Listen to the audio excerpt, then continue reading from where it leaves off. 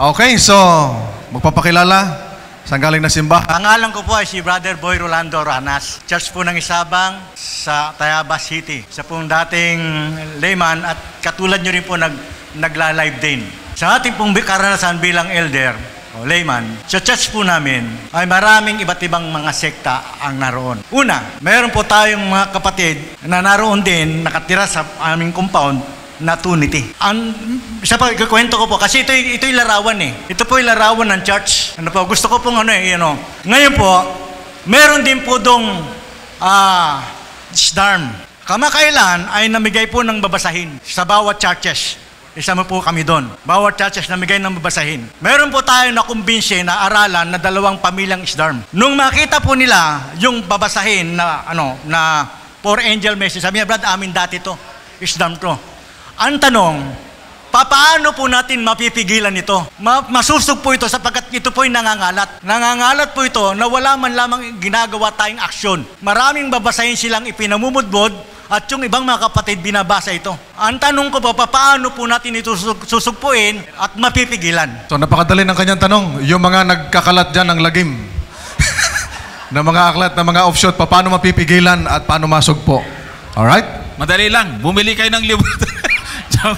Hindi kasi meron po tayong books dyan na nandun yung history ng SDARM. At alam po ninyo na nasa kanila pong website mismo ay nakasulat doon na kaya sila disfellowship ang pangunahing reason because of unchristian conduct. So, dagok po ito sa kanila dahil nga, ibig sabihin, kaya sila nabuo dahil sa unchristian conduct. So, hindi talaga natin sila mapapipigilan kung hindi natin alam kung paano sila harapin.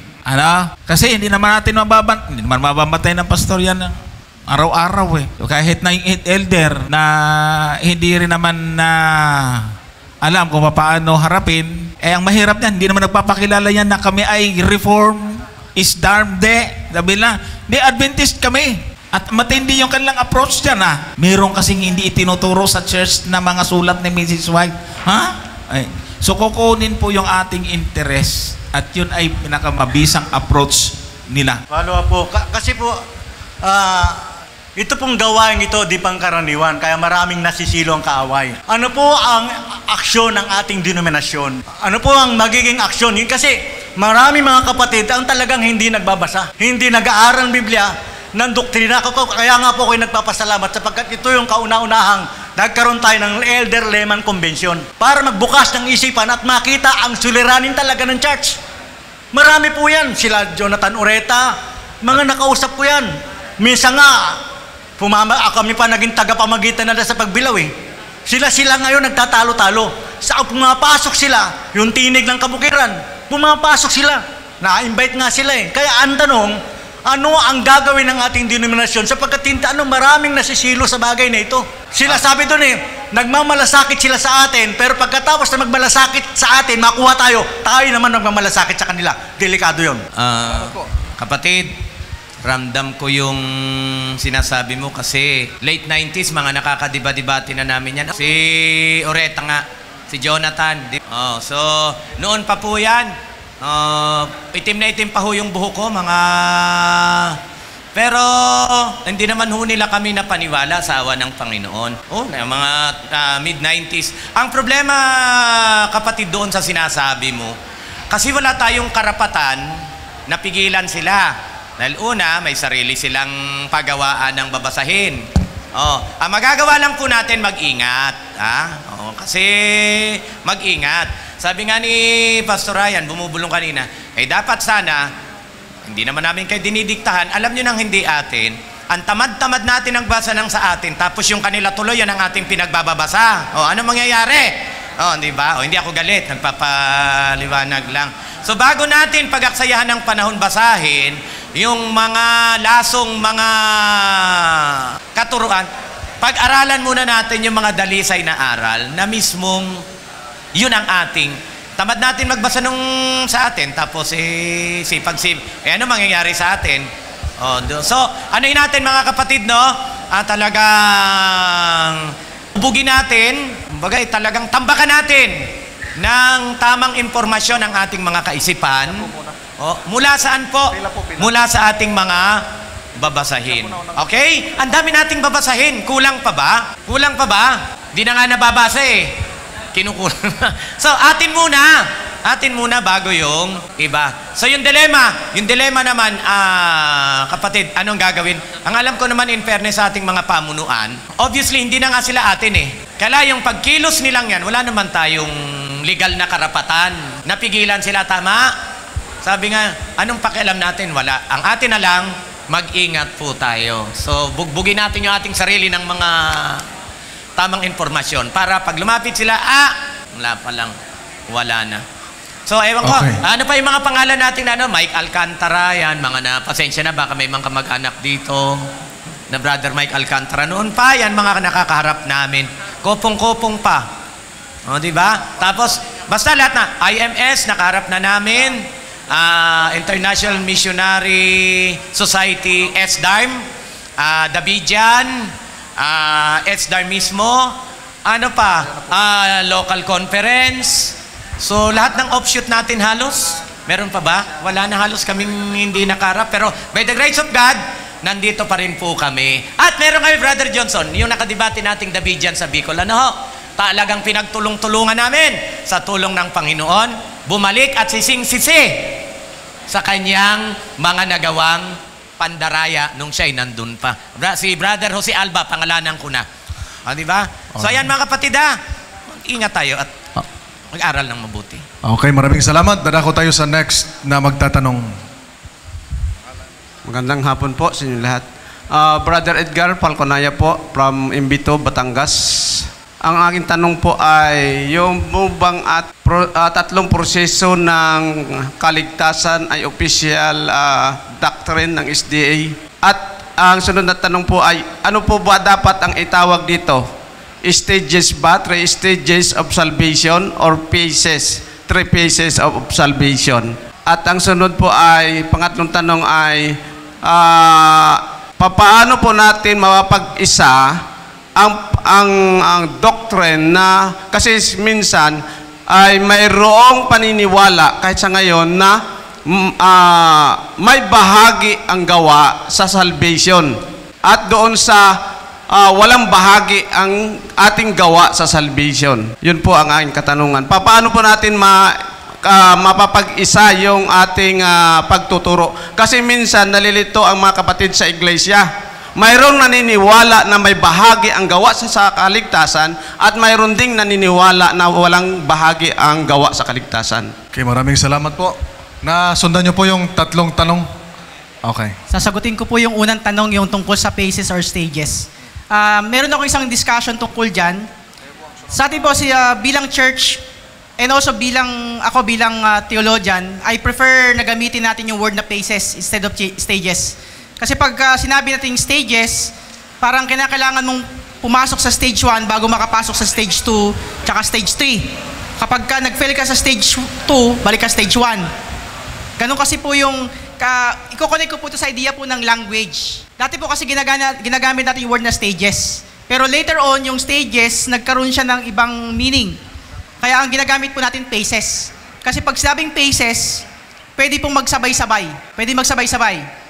So, ito yung isang bagay po na hindi matanggap ng ibang mga kapatid pag sinabi ko pong phases. Kunwari, naniniwala tayo na when we are justified, that's instant. We are justified. Okay? Pero at the same time, pag sinabi pong phases, meron tayong tinatawag na daily justification. So, ang tanong, kung stages yan, dapat tapos ka na sa stage 1, which is justification. So, stage 2, sanctification ka na. So, saan mag-fit yung idea na daily justification? Okay, kaya phases. Kunwari, meron din po akong sinabi na like, the moment you accept Christ as personal Lord and Savior, the moment you accept Christ, you are legally pronounced sanctified. Meron tayong teaching din na ang sanctification is progressive and continuous. Pero, makikita po ninyo na yung start ng sanctification ay magsisimula rin siya the moment you are justified. So meron tayong tinatawag na initial sanctification at after initial sanctification, we have daily sanctification. Yan yung progressive. So kaya po phases. Tapos yung perfection. Meron naniniwala na ang perfection sa future pa mangyayari.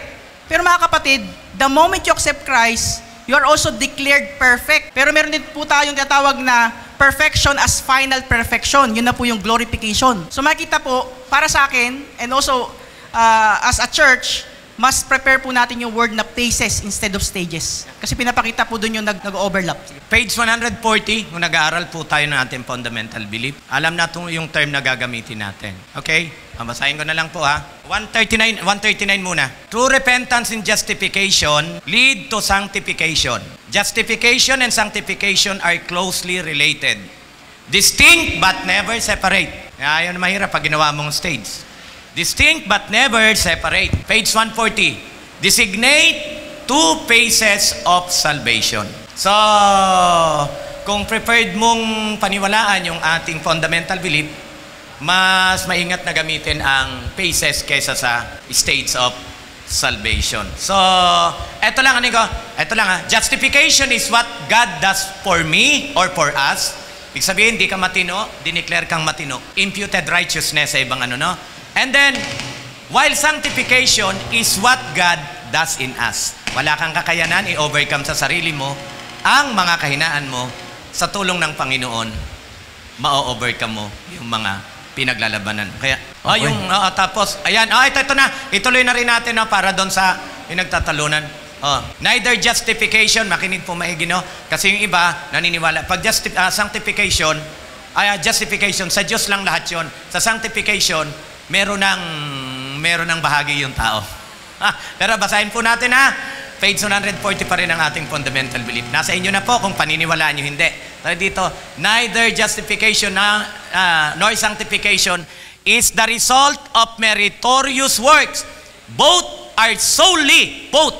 justification, sanctification, both are solely result of Christ's grace and righteousness. Period. Kung makikipagtalo kayo sa amin, ito na munang mga nagsalat ng atin pong fundamental belief ang inyong kausapin bago kayo dumating sa amin. Okay, susog ko lang doon sa sinabi ni Brother Richard. Kasi kanina, narinig ako, hindi ko lang matandaan na talagang may bahagi. Naintindihan po naman namin yung mga kapatid kasi kami ganyan din dati. Sabihin ko sa inyo, nangangaral na po kami sa radyo noon, pero akala namin may bahagi talaga. Kaso lang, nung nabasa ko po dito, hindi pala yun ang tamang tawag. Kasi ito nga po, kamukha din ang binasa ni Brother Richard kanina. Ito galing kay Mrs. White ito. No? Review and Herald, September 3, 1889. When we lay hold of Christ by faith, our works do not merit anything for us.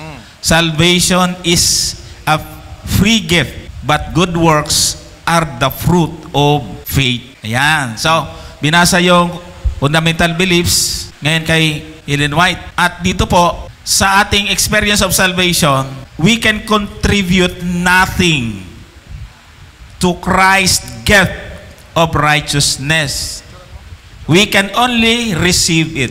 No one other than Christ is righteous. Romans 3:10, independent human righteousness is only filthy rags. So, kung may contribution, wala, maruming basahan lang yan kung ang ating ginagawa. Kaya nga, kanina, nasuportahan din ni Pastor Ryan, na yung ating pagsunod ay ini-enjoy natin yung salvation. Only through abiding in Christ can we render heartfelt obedience. At ito po yung mga talata na makakatulong po sa atin. Ikalawang Timoteo 1:9 na nagligtas na tumawag sa atin para sa isang banal na gawain. Ginawa niya ito hindi dahil sa anumang gawa natin. Wala nang maraming usap. Ginawa niya ito hindi ni sa kahit nakatiting na ginawa natin. So wala talaga tayong ambag doon. Tinanggap lang natin, at binasa ni Brother Richard kanina, yung ating mabubuting gawa, wala akong kinalaman nyo doon. Nagbubunga lang po tayo. So, sana makatulong na kahit para sa iba na nasanay na sa ganun ay pabigat. Pero anong gagawin natin dito sa Biblia, SOP, ating fundamental beliefs? At ang sabi pa po dito sa Tito 3, dito lang sa verse 5, na hindi dahil sa mga gawa sa katuwiran na ginawa nating sarili, kundi ayon sa kanyang kaawaan ay kanyang iniligtas tayo. So kahit na po yung ating sanctification, hindi natin magagawa yun sa ating sarili dahil ang Diyos din ang gumagawa po nito sa atin. Maraming salamat, Brother Johnson. Actually po, ang sanctification ay may dalawang aspeto. Pagka binalikan nyo po yung meaning ng sanctification, katulad po nung Sabat. Di ba sinanctify yung Sabat pag mababasa po natin sa Genesis? Ano pong ibig sabihin nun? Sineparate. Hindi ho ba? Sineparate po siya for holy purpose. Ibig sabihin, yung 6 na araw ay iba yung ikapitong araw. Kaya ang Sabat ay sanctified. Pinabanal. Yan po ang isang meaning ng sanctified. Kaya yung mga mananampalataya, mga kapatid, once na sila ay sumampalataya sa Diyos, automatic sanctified po sila. Hiniwalay sila para sa banal na gawain for a holy purpose. Actually, kung babasahin niyo po yung 1 Corinthians 6, tingnan po natin yung 1 Corinthians 6 verse 9. Tingnan po ninyo ang nakalagay po dyan. Siguro, basahin natin sa English. Sabi niya, "Know ye not that the unrighteous shall not inherit the kingdom of God? Be not be deceived. Neither fornicators, idolaters, adulterers, nor effeminate, abusers of themselves with mankind, nor thieves, nor covetous, nor drunkards, nor revilers, nor extortioners shall inherit the kingdom of God." Verse 11, "And such were some of you." Ganyan kayo dati, sabi ni Apostol Pablo. "But ye are washed, but ye are sanctified, but ye are justified." Nakita po ninyo yung proseso? Kung titingnan mo dyan, nauna pa yung sanctification bago yung justification. Kasi po, ang sanctification ay may dalawang aspeto. Yung isang sanctification, kapag tayo po ay na-set apart, dapat tayong mamuhay sang-ayon dun sa ating profess na pananampalataya. Pero tayo po ay sanctified. Bakit po tayo banal? Sapagkat, tingnan po natin ang John 1:12. Pansinin po ninyo ang Juan 1:12. "Datapwat ang lahat ng sa kanya ay nagsitanggap ay ano daw? Ay pinagkalooban niya ng karapatang maging mga anak ng Diyos." Ay kung anak ka ng Diyos, ang Diyos ay banal, ano ka?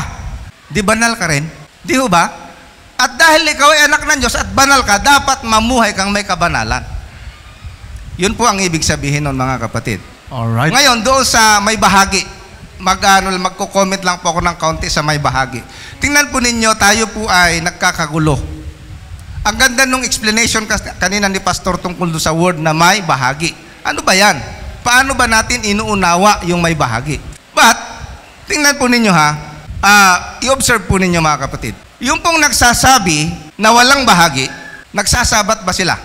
Di ba nagsasabat sila? Hindi ba sila kumakain ng karumal-dumal? Hindi. Nag-iikapo ba sila? Nagsisimba ba sila? May ministry ba sila? Gumagawa ba sila sa gawain ng Panginoon? Yes. Yung nagsasabing may bahagi, the same din ang ginagawa. Tanong, anong pinag-iba nila? Ano ho pinag-iba ngayon nung nagsasabing may bahagi at nung nagsasabing walang bahagi, parehas naman sila ng ginagawa? Nakita po ninyo, mga kapatid. Kaya kung minsan nagtatalo-talo, ano bang pinagtatalunan talaga natin? Pero ito po kasi yun. Kaya nga sabi kanina ni Pastor Ryan, mind setting. Papaano umiikot sa utak natin yung ating ginagawa? Ang sabi ng Pariseo, "O Diyos, ako'y nagpapasalamat, hindi ako katulad nitong taong ito na makasalanan. Ako'y nag-iikapo. Ako'y nag-aayuno 3 times a week." Ilitan niya mo na lahat ang ginagawa mo. Tanong, anong masama sa pag-aayuno? Anong masama sa pag-iikapo?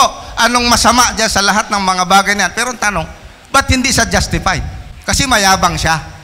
Nakita po ninyo, mga kapatid, kasi mayabang siya. Gusto niyang iharap sa Panginoon. "Lord, tingnan mo, ang lakas kong magpabautismo, ang dami." Kaya ho, yung pagtatalo doon sa point niya, sa tingin ko parang nonsense eh.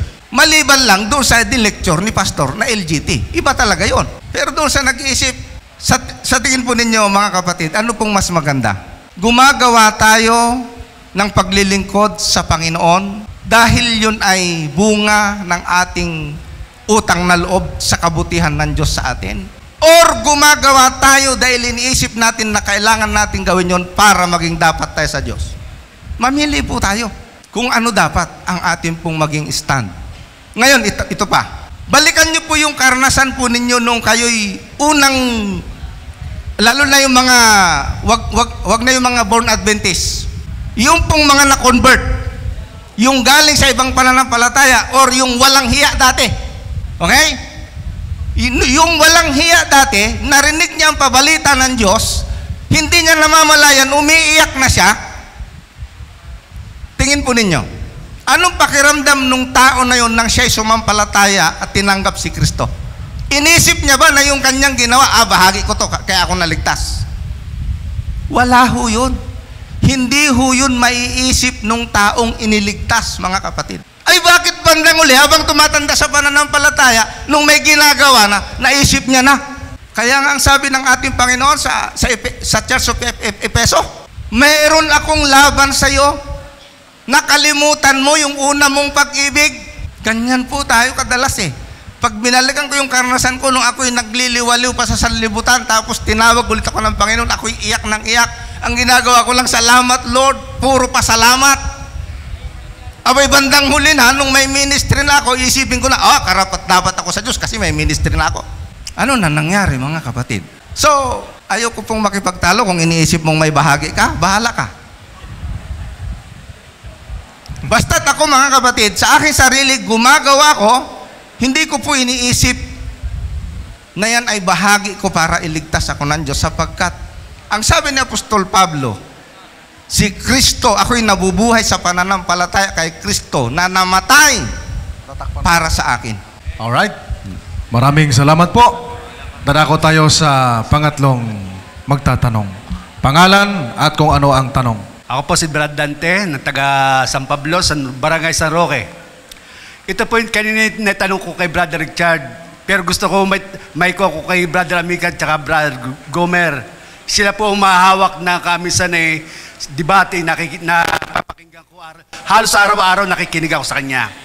Ito po, Brother Amican, sa Isaiah 4:1, mababasa ganito.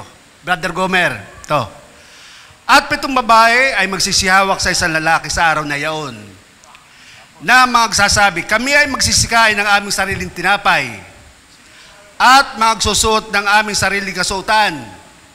Tawagin lamang kami sa iyong pangalan. Alisin mo ang aming kadustaan. Ito po'y madalas kong ginagamit sa ibang sekta na reliyon, sapagkat sila'y nagsisikapit lamang kay Kristo sa ating Panginoon. Ano po masasabi niyo sa bagay na ito? Nagkataon po na natalakay ko ito, sagot sa segment na ituwid mo si Soriano. Ayan, so maiksing history. Ito po yung time na may prophecy sa Israel dahil sa kanila pong pagsalangsang ay sila po ay nalupig ng ibang bansa. Marami sa kanilang mga kalalakihan ang namatay. Na halos nagkulang ng mga lalaki. Ano? Kaya, sabi diyan, itong babae ay magsisihawak sa isang lalaki sa araw na yon.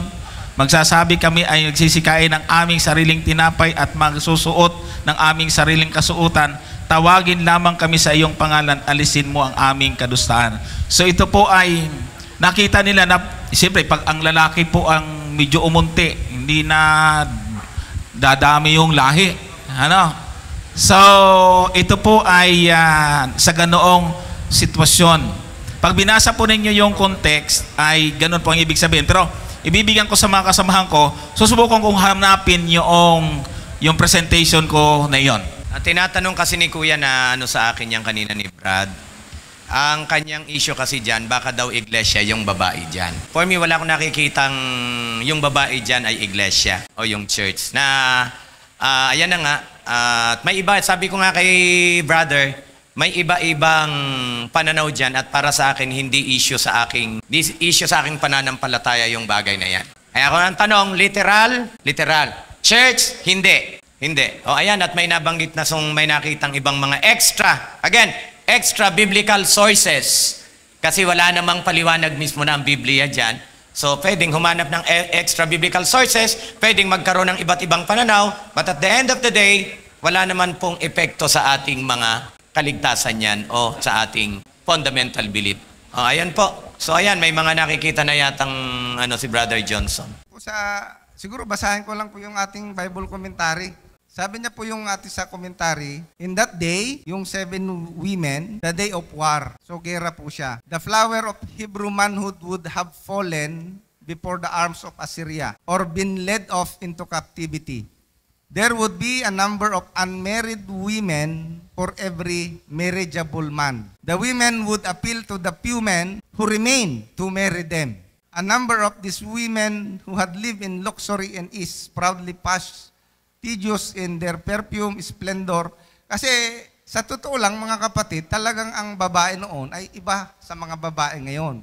Ang mga babae noon, ang pangarap talaga nila makapag-asawa at magkaanak para ma-fulfill nila yung purpose nila sa buhay. Pag nagkaasawa ka at hindi ka nagkaanak, ikaw nang pinakawalang kwentang babae sa panahon ng Israelita. That's why, dahil nga wala ng lalaki, naubos sa gera, mag-aagawan sila. O sinong gusto sa panahon na yon? Pag-aagawan ng mga babae. Ayon. And then, ayan po yung isang context. Ngayon, meron din siyang spiritual sense na sabi niya, kumplituhin na natin, sabi niya, pwede rin sa panahon, sabi niya sa panahon ngayon, some have applied the situation. Yun nga, yung ina-apply nila yung babae sa church, directly to the church today, suggests that the 7 women represent nominal Christian and 1 man Christ. These women, they explain, take hold of Christianity, not in sincerity, but superficially, hypocritically, and with a view to personal advance only. The 7 women proposed to eat their own bread rather than the true bread from heaven.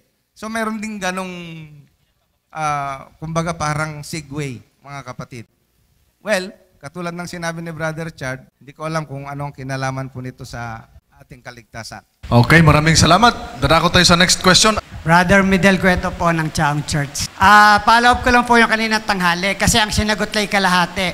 Yung pong ginagawang pamamagitan ni Kristo at ng Holy Spirit, ang nasagot lang kanina yung pamamagitan na kay Kristo. Yung Holy Spirit, hindi nagawa yung pagkakaiba ng pagiging mediator sa intercede. Kaya gusto ko po itong itanong kay Brother Gomer. Okay, kasi katulad ng pinaliwanag ko po kanina, iba ho yung pagiging mediator ng ating Panginoon kasi yun po ay may kinalaman sa ating kasalanan, sa pagpapatawad ng ating kasalanan. Yung pagiging intercessor naman po ng Holy Spirit, actually, specific verse po nun ay nasa Roma 8:26 kung hindi ako nagkakamali. Sabi po doon, sa 26 sa English, likewise the Spirit also helpeth our infirmities, for we know not what we should pray for as we ought, but the Spirit itself maketh intercession for us with groanings which cannot be uttered. So yun yung paraan ng intercession ng Holy Spirit.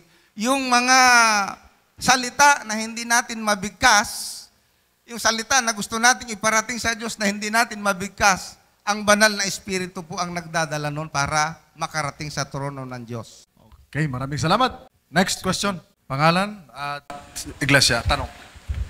Ako po si Samuel Alejandre from Bawan Church.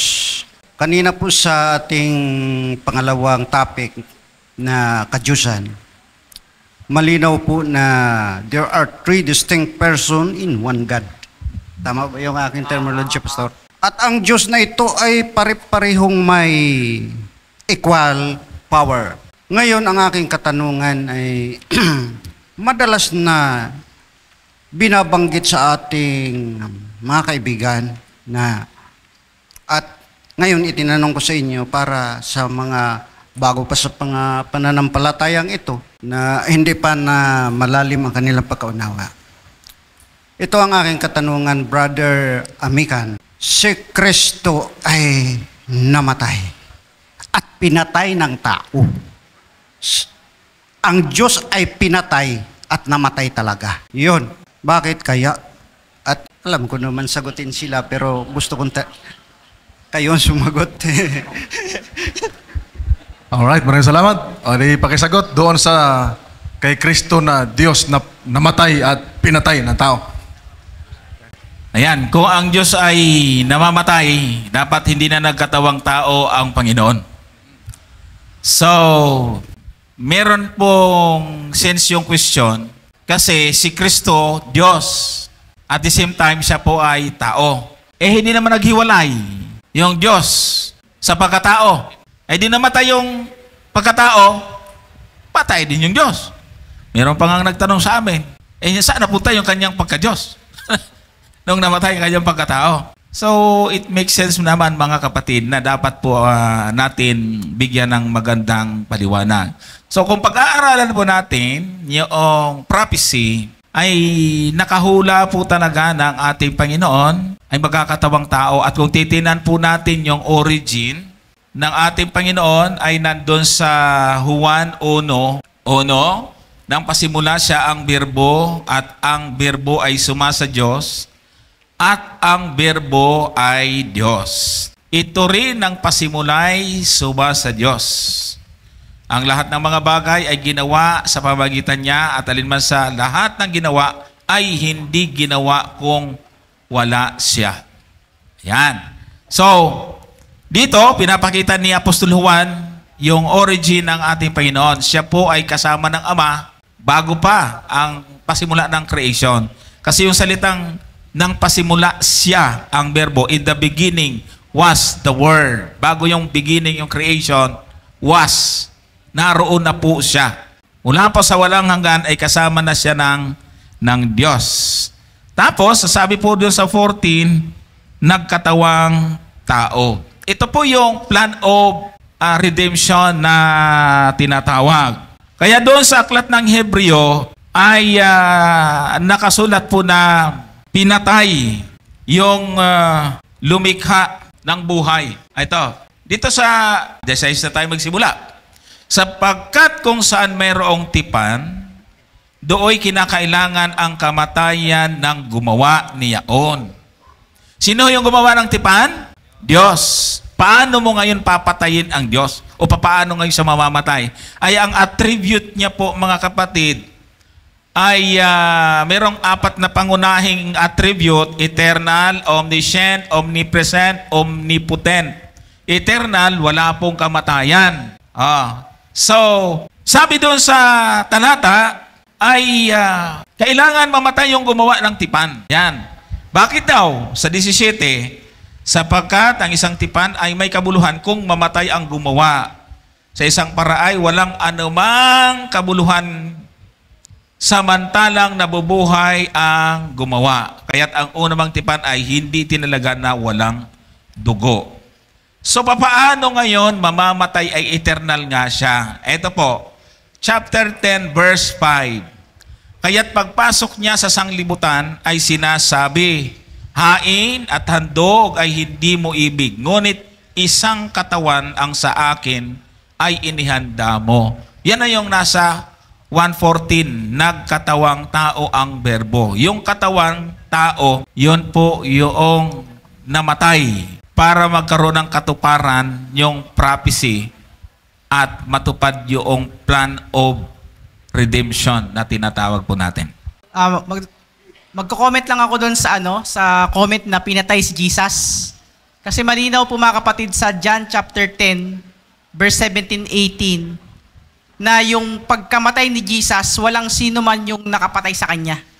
Kasi malinaw po dyan, John 17:18, dahil dito'y sinisinta ako ng Ama sapagkat ibinibigay ko ang aking buhay upang kunin kong muli.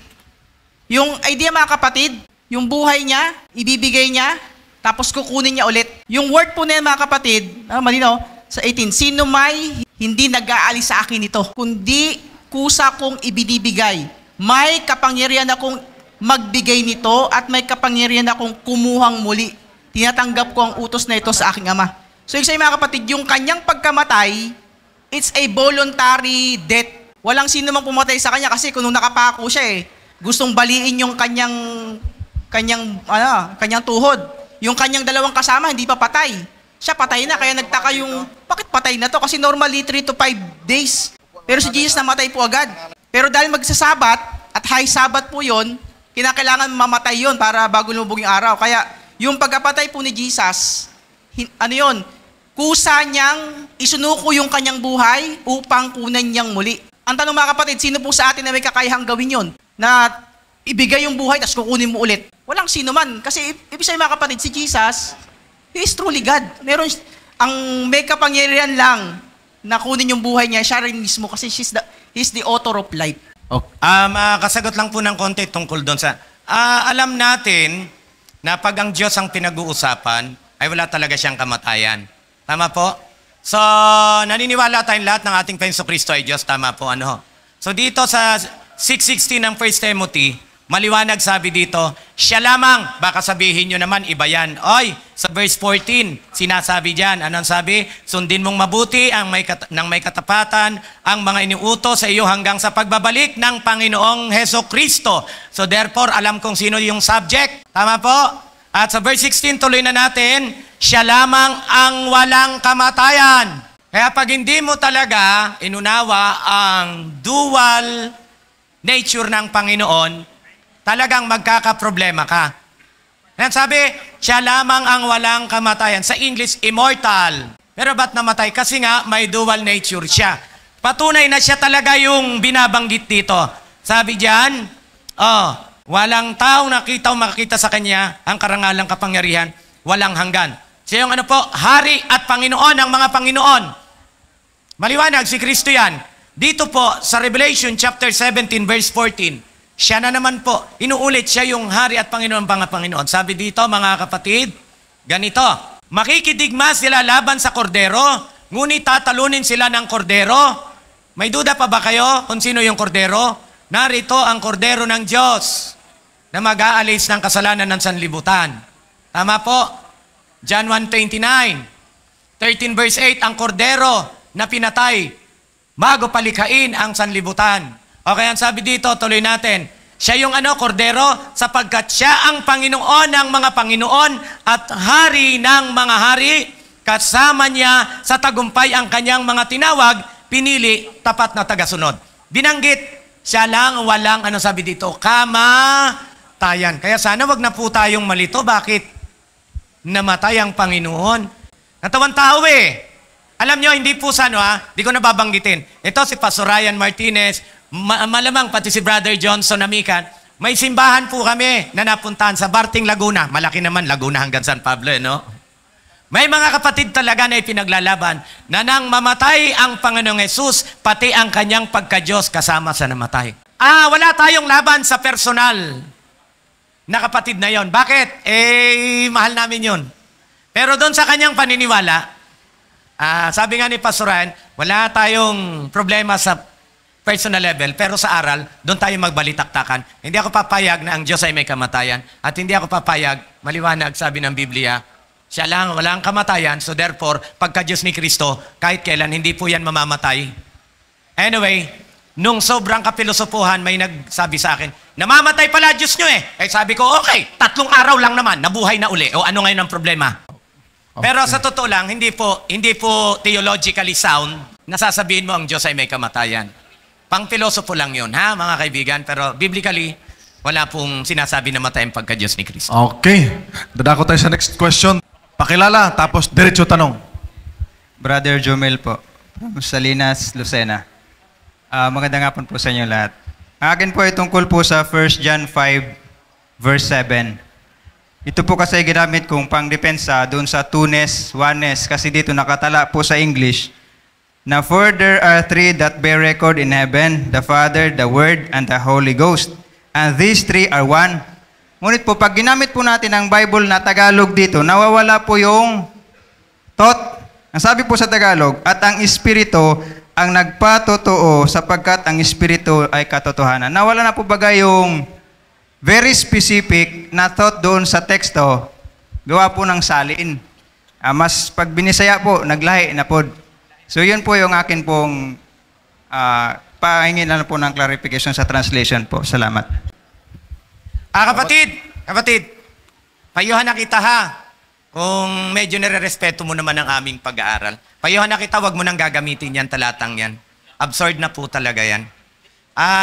Yan po kasi, 1 John 5:7.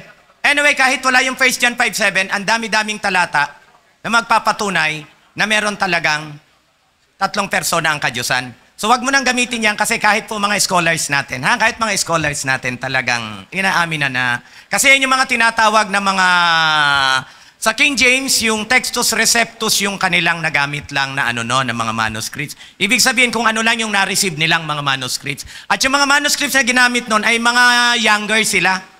Kumbaga, mga bata na manuskrito. Dumaon ang panahon, nakakita na po ng mga manuscripts na mas matatanda. Kumbaga, yun po ang bata sa, sa translation. The more na mas matanda yung manuscript, the more na reliable at mas authoritative.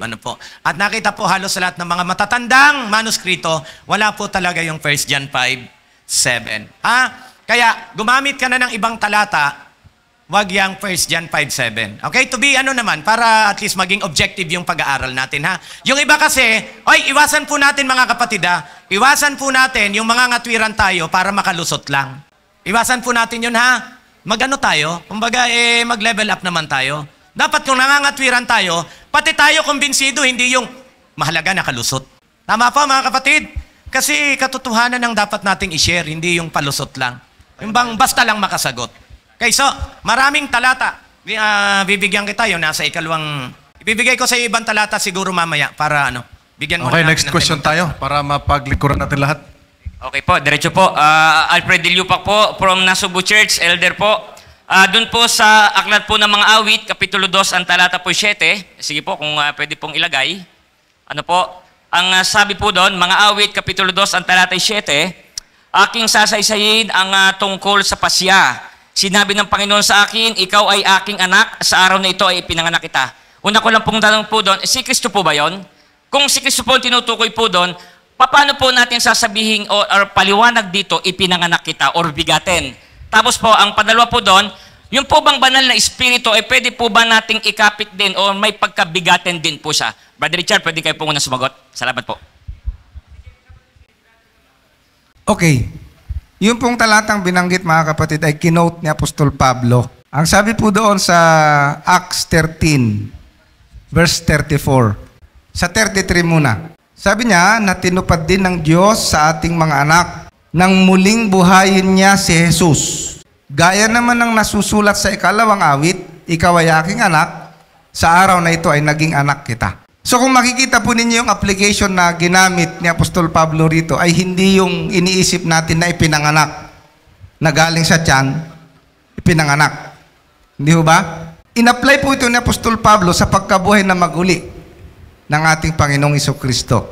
Sa verse 34 ang sabi niya, at tungkol sa muling binuhay niya upang ngayon at kailanmay huwag nang magbalik sa kabulukan ay nagsalita siya ng ganito, ibibigay ko sa iyo ang banal at tunay na mga pagpapala ni David. So, yung application po ng 2:7 ay hindi po katulad ng ating iniisip na literal na ipinanganak ng Diyos ang ating Panginoong Jesucristo, kundi kung si Apostol Pablo ang tatanungin, ang katuparan pala nito ay yung pagkabuhay na maguli. Ayun po. So magbibigay po tayo, yung word po kasi na bigatin po dyan, yan po ay galing sa Hebrew word na yalad. So, ang ibig sabihin po ng yalad is royal proclamation ng pag-upo sa trono. Halimbawa, dito sa Psalms 89, 26-27, makikita natin yung word na yalad ginamit po sa ganitong idea. Psalms 89, verse 26-27. Sabi dyan, siya'y dadaling sa akin, ikaw ay ama ko, Diyos ko, at malaking bato ng aking kaligtasan. Akin namang gagawin siyang panganay ko. Ang word po dyan na panganay ay yalad. Okay, yalad. Na pinakamataas sa mga hari sa lupa. So, ibig sabihin, ang word po na yalad, pwede po siyang magbigay po ng dalawang idea. Una, yung literally as birth. Kagaya si Adan, nagkaroon ng anak. Yalad po yung ginamit doon. At yung another yalad as metaphorical. Yalad na gagawin kitang hari. Or kagaya rin po doon sa yung Israel, ngayon ay ginawa kitang anak. Hindi naman ipinanganak yung Israel, pero yung idea doon, yung idea na ikaw ay pagtatalaga. Yun po yung idea po nung bigatin po doon at isa yalad po. Kung papansinin po natin, maging si Eva at Adan ay tinawag na anak ng Diyos. Pero alam natin na hindi sila naging anak ng Diyos by procreation. Kundi they are sons and daughter of God through creation. Hindi by means of procreation. Alam po natin na mga kapatid, baka hindi porke sinabi anak, laging ipinapanganak. And again, tandaan po natin, ang sabi natin, binasa kanina, Mika 5:2, yung ipapanganak sa Bethlehem Ephrata, ang kanyang pinagmulan ay mula ng walang hanggan. Okay po? So, ayan mga kapatid, sana huwag tayong malito ha. So, hindi po siya bigatin as in ipinanganak, iniluwal. Okay? So, yan po, sana maging maliwanag. Bibigyan ko lang ng talata yung banggit kayo na ni Pastor. Kasi nga, malinaw po dyan, na tinutukoy po dyan ay si David. Pero gagawin siyang panganay, samantalang dito sa unang Samuel, 17:14, bunso siya. So tama po yung binabanggit, mayroon siyang mas malalim na kahulugan. Yung bunso, ginawang panganay kasi nga, ginawa po siyang hari. Yan. Okay, tinignan ko po yung ating Bible commentary, ay ganito po yung sinasabi dun sa Begotten D. Sabi niya that this statement must not be construed as implying an original generation of the Son. Kasi nga, ang sabi ni Ellen White, kaya ng umaga, kung natandaan po ninyo, dito nga po sila na-shock. Kasi nga, yung ibang mga pioneers nga po natin ay hindi naniniwala na si Jesus Christ ay divine or Diyos. Ang paniniwala na created. Kaya nung sabi ni Ellen White na in Christ is life, original, unborrowed, underived, na-shock po sila. Kaya nga dito sa ating Bible commentary, sabi niya, the Bible is its own best interpreter. Of course, sa atin, pag ipinanganak, nasa isip natin, galing sa tiyan. Kaya lang, pag binasa nga natin ang Bible, hindi lahat ng sinasabi sa Bible na ipinanganak, ayun ang meaning. Okay? Kaya nga, inspired writers must be permitted to make the precise application of Old Testament prophecies. The inspired apostle comment, ito na nga yung ginamit ko kaninang talata, mga kapatid, si Apostol Pablo, in-apply niya po yung talata na yon doon sa pagkabuhay na mag-uli ng ating Panginoon at ibinigay sa kanya doon. Balikan po natin yung 13:34. Makikita niyo po doon yung application ng sinasabi ni Pastor kanina. 13:34 ng Acts. Ang sabi diyan, at tungkol sa muling binuhay niya upang ngayon at kailanmay, huwag nang magbalik sa kabulukan, ay nagsalita siya ng ganito, ibibigay ko sa iyo ang banal at tunay na mga pagpapala ni David. Kasi yung trono ni David ay ibinigay sa ating Panginoong Hesukristo. Okay, salamat po. Tadako tayo sa next question. Ako po si Brother Jonathan from Metro Lucena po. Ito pong tanong ko ay, ito po ay nabanggit po kanina, yung human effort po. Dito po nagiging magulo po at nagkakaroon po ng argue. So, para po mas malinaw kung ano po ba ang meaning ng human effort. Ang sabi nga po dito sa Ephesians 2 verse 8, sapagkat sa biyaya kayo nangaligtas sa pamamagitan ng pananampalataya at hindi sa inyong sarili at ito ay kaloob ng Diyos. So, kapag po tayo nananampalataya, ibig sabihin po, ligtas po tayo. Pagdating naman po sa James 2 verse 26, ang pananampalataya na walang gawa ay patay. So, ito po bang mga gawa po na binanggit po dito, ito po ba itatawaging human effort? Ano po ba yung meaning ng human effort para po mas malinawan? Ang nakalagay po kasi sa Greek word yan ay ergon. Okay, sabi diyan na sapagkat sa biyaya kayo nangaligtas sa pamamagitan ng pananampalataya at ito'y hindi sa inyong sarili, ito'y kaloob ng Diyos. Hindi sa pamamagitan ng mga gawa upang ang sino man ay huwag magmapuri. So, ang problema po kasi ito mga kapatid, yung sa salvation, ang idea po ng salvation, it's always 100% from God. Wala tayong maidadagdag dyan. Okay, wala pong maidadagdag. Ang problema po sa human effort, especially during sa time po ni Ellen White, yung word na ginagamit nila is striving, yung nagpupursige ka. Okay? Ang tanong po doon, bakit ba tayo, kung ang salvation ay 100%, bakit ba kinakailangan pa natin magpursige? Okay, halimbawa po, gusto ko i-connect yan doon sa yung work out your own salvation. Yung work out your own salvation. Kasi yun po yung idea po ng human effort. Work out your own salvation sa Pilipos. Work out your own salvation. So sabi na, tingnan mo, work out your own salvation. Sabi niya, no? Yan, so yung Yung idea po niya mga kapatid, work out your own salvation. Okay? Yan. Wherefore, my beloved, as ye have always obeyed, not as in my presence only, but now much more in my absence, work out your own salvation with fear and trembling. So, kita niyo po, parang pag binasa niyo po yung talata, lumalabas dyan, merong kailangan kang gawin. I-work out mo yung salvation mo.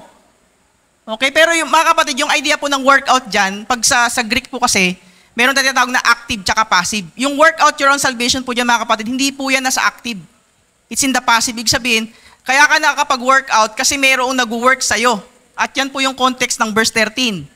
Sabi niya, no, for it is God which worketh in you, both to will and to do of His good pleasure. So, ganito mga kapatid, gusto ko pong idea, ang ginamit po na word dyan, work out your own salvation. Hindi sinabing work out for. Yung word walang for. Ibig sabihin, ito, illustration ko po. Kunwari, work out your own body. Ang tanong, may body ba kayo o wala? Kaya kailangan nyo mag-work out.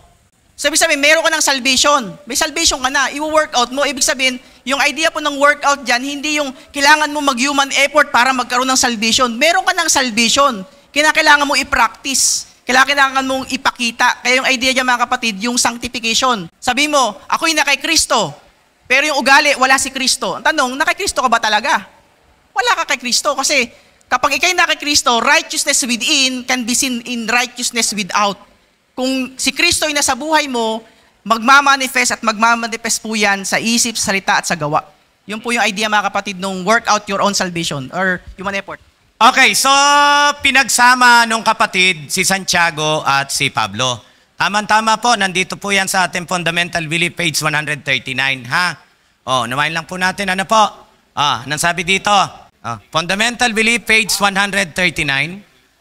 Dito lang. Eto sabi dito, Paul and James agreed on justification by faith. Wala po silang ano doon, ha? Wala silang pagtatalo. Justification by faith. Nagkakaisa. While Paul addressed the fallacy of obtaining justification through works. Ano ang kinukontra ni Pablo? Hindi yung pagsunod sa kautusan, kundi yung pag-o-obtain o pagkakamit mo ng pag-aaring ganap sa pamamagitan ng sarili mong pagsisikap. Nasundan po ba? So yun ang kinukontra ni Apostol Pablo. While, sabi dito, James dealt with the equally dangerous concept of claiming justification without corresponding works. Ito po, neither works nor dead faith leads to justification. Ha? Maliwanag po? Neither works nor dead faith will lead us to ano po? To justification. Ito na. It can be realized only by genuine faith, works by love, and purifies the soul. Ayon, 5:6 nga kaibigan, 5:6 ng Galatia, Brother Johnson. Ito kaibigan na, hindi pinaglalaban. Ang kay Apostol Pablo, hindi ka rin ganap sa sarili mong pagsisikap. Ito naman kay Santiago, hindi naman pwedeng, nagmamalaki ka, may pananampalataya ka, walang nakikitang gawa. Sabi diyan, sapagkat kay Kristo Jesus, kahit ang pagtutuli ay walang kabuluhan, kahit man ang di pagtutuli, kundi ang pananampalataya na gumagawa sa pamamagitan ng pag-ibig. So yun po tayo mga kapatid, ha. Hindi faith plus work equals salvation, hindi ho. Ingatan po natin yan para hindi natin trabahuin yung ating kaligtasan. Okay? Page 139, basa-basa lang po uli ng ating fundamental belief. Magbibigay lang po ako ng emphasis kasi mga kapatid, meron pong danger kapag tayo po nanatili sa salvation by works. Kasi meron po yung implication sa ating doctrine of pre-advent judgment. Kaya binanggit ko po kanina yung pre-advent judgment.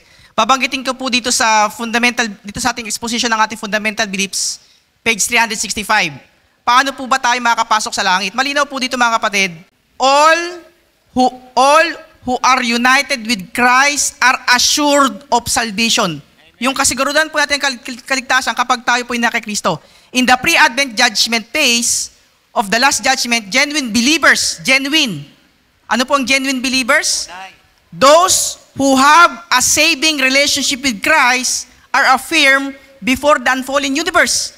Yung genuine believers pala, ito yung mga taong tunay na kay Kristo. Nananatili kay Kristo, hindi umaalis, loyal kay Kristo kahit anong mangyari. Ngayon, ano po yung good works? Pag wala si Kristo. Okay? Christ, however, cannot assure salvation for those who profess to be Christians only on the basis of how many good deeds they have performed. That's the danger, mga kapatid, nung salvation by works. Sabihin, kailangan natin, mga kapatid, isuko talaga totally yung ating buhay kay Kristo. And magmamanifest po yun sa anong klaseng buhay na meron tayo. Buhay po ng pagsunod at Christ-like character po. Maraming salamat po. Ang oras natin ay wala na. Magbibigay na lang tayo ng ilang magtatanong para sa ating commitment. Siguro 2. Magandang hapon po. Ang inyong lingkod po ay galing sa Tweet Church sa Batangas. Ang tanong ko po ay, alam po natin, tayo po mga Adventist ay nagbabalik po ng ika-10 bahagi at mga handog. Mayroon po tayong mga kapatid na sa halip nila na dadalhin po sa ating simbahan, sila po ay nakabang sa mga proyekto. Doon po sila masipag. Ano po ang masasabi niyo po sa mga bagay nito? Okay. Actually po, mayroon pong binabanggit po si Ellen White tungkol po dyan na, of course, yun ang guide natin kasi nga, mayroon po tayong organization, mayroon po tayong church, so mayroon po tayong church manual na ating sinusunod kung paano ba natin gagamitin yung tithes. Ngayon, kung magkakaroon po tayo ng kanya-kanyang kaisipan, kung saan ko dadalhin yung tithes ko, bahala ako. Ano pong mangyayari sa church organization, mga kapatid?